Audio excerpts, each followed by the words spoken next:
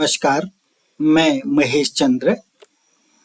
आज एक महत्वपूर्ण टॉपिक के साथ, टॉपिक का नाम है किरातार्जुनीयम प्रथम सर्ग का श्लोक नंबर 8, जिसका आप संदर्भ, प्रसंग और व्याख्या करना सीखेंगे।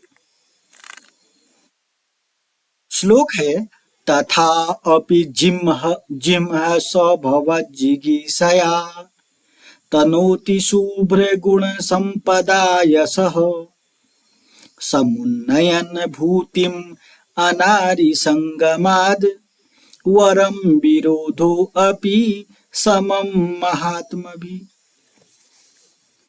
वनेचर राजा युधिष्ठिर से कहता है कि हे राजन, हे राजा युधिष्ठिर, तथा अपि माने फिर भी, जिह्म माने कुटिल, जिह्म लिखा ना कुटिल, कपटी, स माने वह दुर्योधन, फिर भी, तथापि का मतलब है फिर भी, सह जिह्म वह कुटिल कपटी दुर्योधन, भवज्जिगीषया, भवत जिगीषया दिख रहा है ना, भवत धन जिगीषया, भवत माने आपको, जिगीषया माने जीतने की इच्छा करता हुआ, मतलब वो दुर्योधन जो कपटी है ना,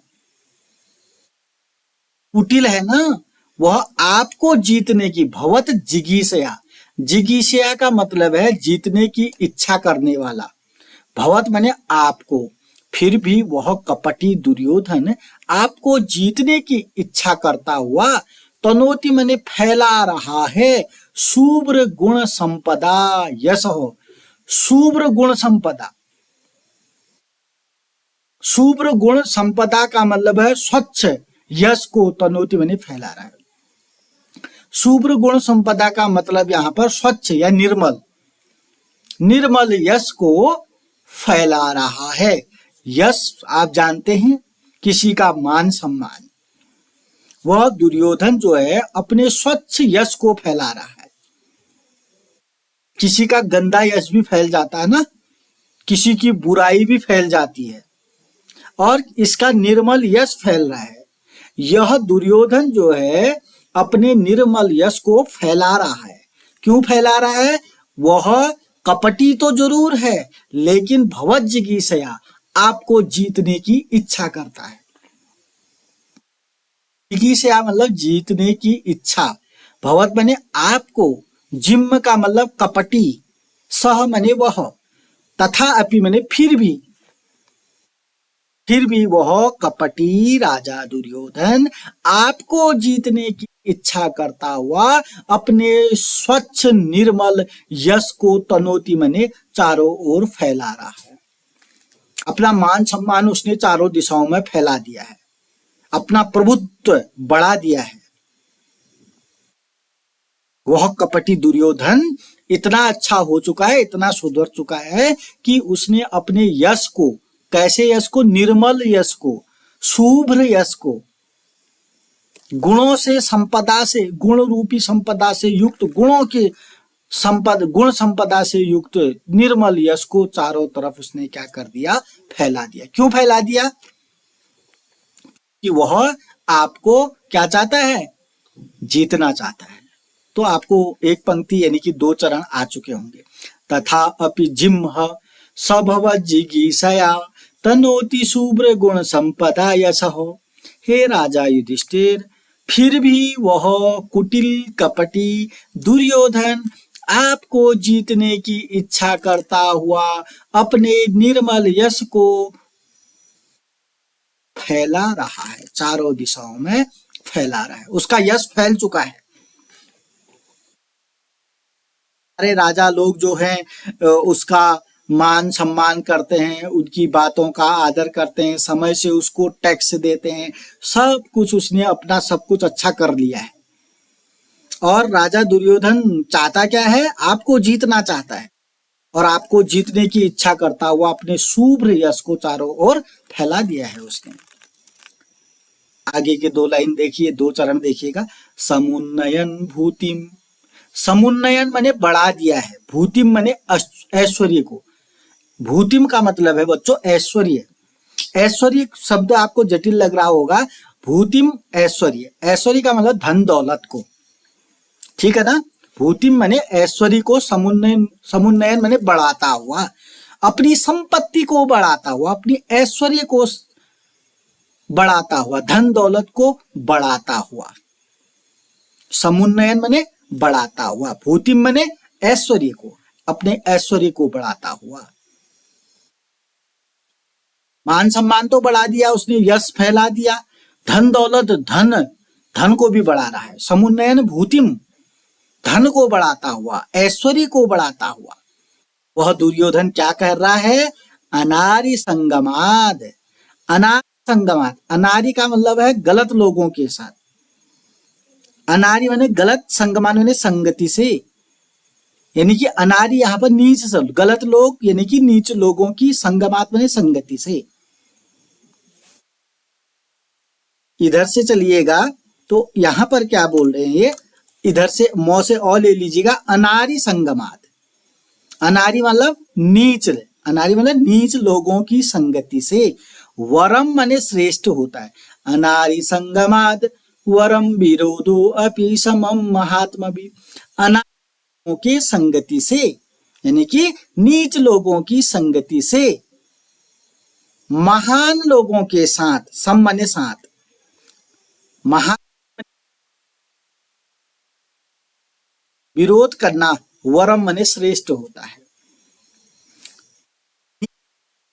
के संगति, नीच लोगों के साथ दोस्ती करने से श्रेष्ठ है, वरम माने श्रेष्ठ है। अब ये द्वरम शब्द दिख रहा है ना बच्चों आपको, ये जो दो है संगमाद में चले जाए, तभी मैंने यहाँ डैश लिखा रखा है।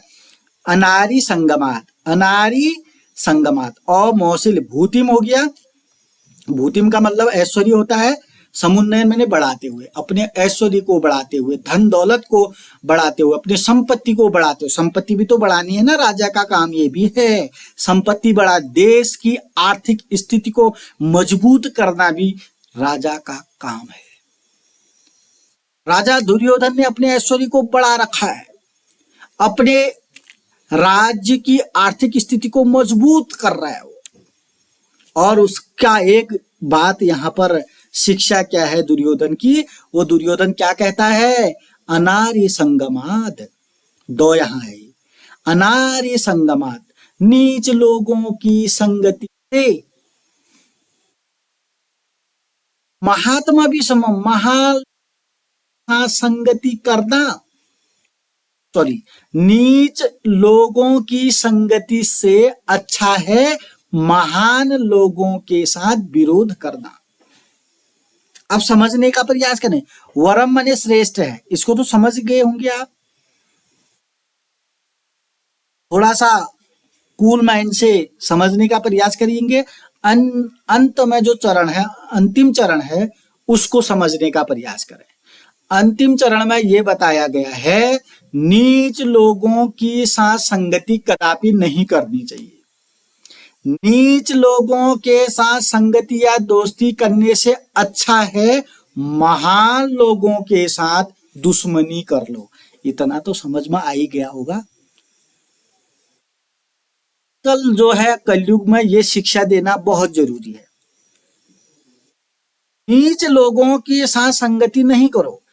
दुर्योधन कहता है, दुर्योधन इतना समझदार हो चुका है, दुष्ट कपटी दुर्योधन, गुंडा दुर्योधन इतना सुधर चुका है, कहता है नीच लोगों के साथ संगति करने से अच्छा क्या है, महात्मा भी समम विरोध वरम, महान लोगों के साथ विरोध करना अच्छा है। अच्छा, ऐसा क्यों कह दिया गया? ऐसा इसलिए कह दिया है, जिंदगी में अगर आपको प्रोग्रेस करनी है, दुश्मनों का होना भी बहुत जरूरी है।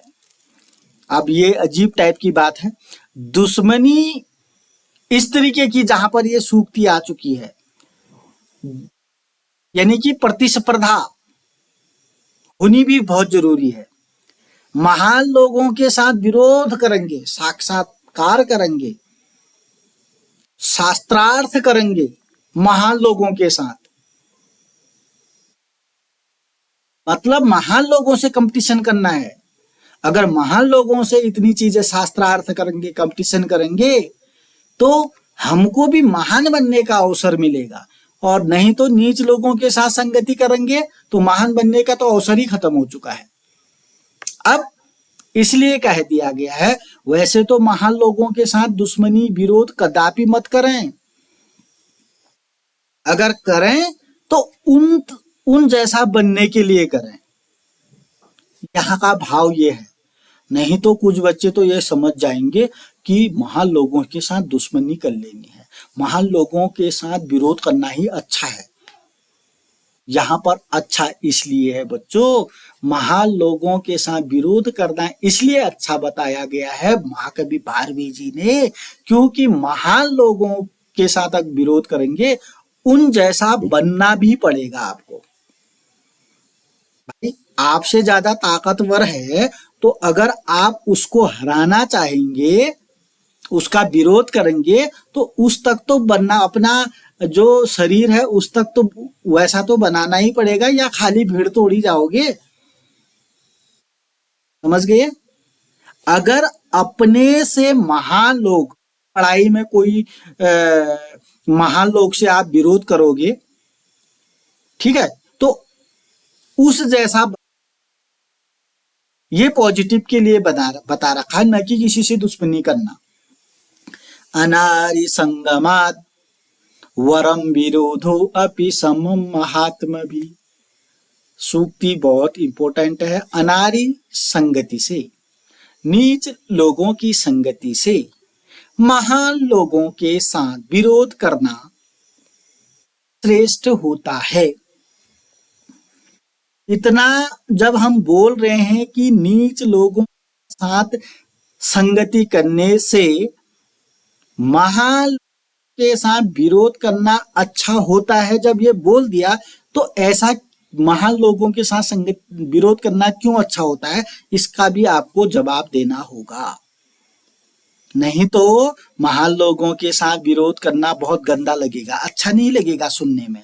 समझना पड़ेगा कि महान लोगों के साथ विरोध करना क्यों अच्छा है। इसीलिए अच्छा है, अगर आप किसी अपने से महान बड़े व्यक्ति से विरोध करेंगे, प्रतिस्पर्धा करेंगे, कंपटीशन करेंगे, शास्त्रार्थ करेंगे, तो आपको उस जैसा बनना पड़ेगा बस। और उस जैसा बन जाएंगे तो विरोध करने से आपका जीवन धन्य हो जाएगा, आप उन्नति के मार्ग पर चले जाएंगे। हुआ ना पॉजिटिव? इसलिए कह दिया है। इतना तो जान जाए, अनारी संगमाद, नीच लोगों के साथ संगति कभी भी नहीं करनी चाहिए। नीच लोगों का मतलब यह है, समाज में जिसके आचार व्यवहार क्रियाकलाप सही नहीं है, उसके साथ तो संगति नहीं करनी चाहिए। जब पढ़ाई करने वाला विद्यार्थी फालतू लोगों के साथ उसको संगति नहीं करना चाहिए, क्योंकि अगर वो ऐसी उसके साथ संगति करे वैसा ही बना देगा, तो वो बनी जाना है।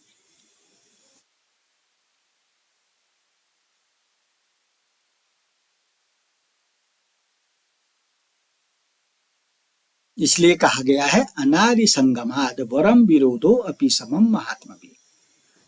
नीच लोगों के साथ संगति करने से अच्छा है महान लोगों के साथ विरोध करना। तथा अपि जिम्म स भवज्जिगीषया, हे राजा युधिष्ठिर, फिर भी वह कपटी दुर्योधन आपको जीतने की इच्छा से तनोति शुभ्र गुण संपदा यश, अपने निर्मल यश को चारों तरफ फैला रहा है। समुन्नयन भूतिम, ऐश्वर्य को बढ़ाते हुए, अपने ऐश्वर्य को, धन संपत्ति को उन्नत करते हुए, बढ़ाते हुए। अनारि संगमाद वरम विरोधो अपि समम महात्मा भी। नीच लोगों की संगति से महान लोगों के साथ विरोध करना श्रेष्ठ होता है, ऐसा वह समझता है। प्रस्तुत श्लोक के माध्यम से हम ये सीखेंगे कि नीच लोगों के साथ संगति नहीं करनी चाहिए। अपने से थोड़ा बड़े स्तर के साथ संगति करनी चाहिए, क्योंकि वह व्यक्ति आपको कुछ न कुछ सीखने का अवसर जरूर देगा। अगर अपने से नीचे स्तर से आप संगति करेंगे तो आपका जो स्तर है नीचे को ही जाएगा। ये विद्यार्थियों के लिए है।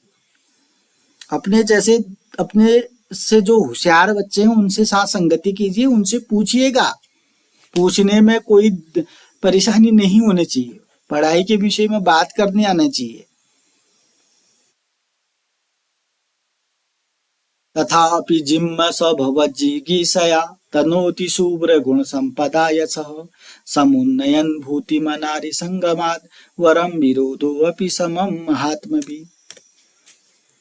फिर भी कपटी वह दुर्योधन आपको जीतने की इच्छा से अपने निर्मल यश को फैला रहा है, क्योंकि ऐश्वर्य को बढ़ाते हुए आदमी के लिए नीचों की संगति की अपेक्षा महान जन से विरोध करना भी कुछ अच्छा ही होता है।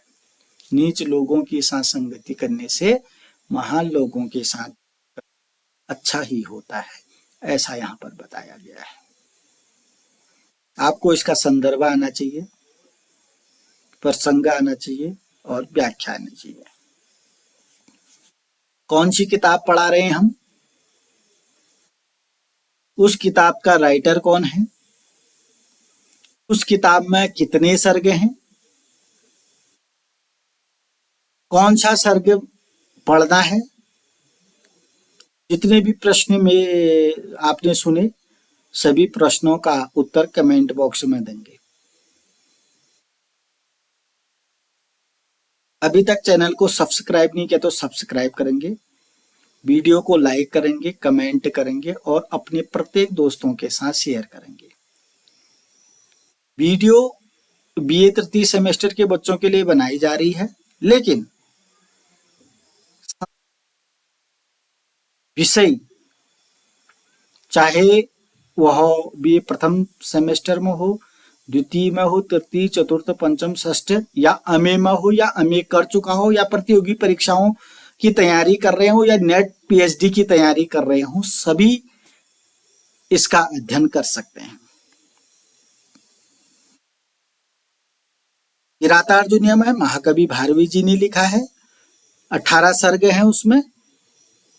इतनी चीजें आपको नॉलेज में मिल जाएंगी। वनेचर है, दुर्योधन है, युधिष्ठिर है, युधिष्ठिर भीम अर्जुन नकुल सहदेव है, पांडव हैं, कौरव हैं, द्रौपदी है। बस इसी का वर्णन इसमें किया है।